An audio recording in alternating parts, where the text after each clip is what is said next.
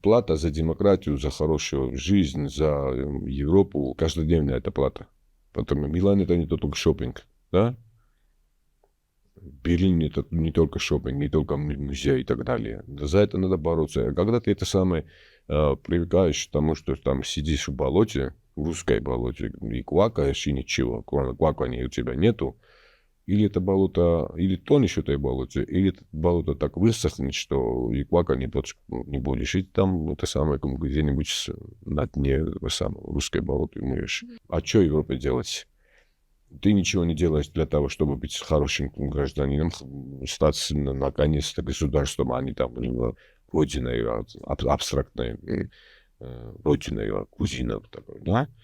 И они должны тебе и деньги давать, и визовый режим давать, и дать университет, и дать всю работу, и так далее, и так далее. А ты что, дармовый, который сидишь там пузой, это самое, тени, допустим, инжира, и плюешь, а потом говоришь, что вот это ничего. Для чего нам это Грузия, то есть Запад, там Европа, там нас и так далее.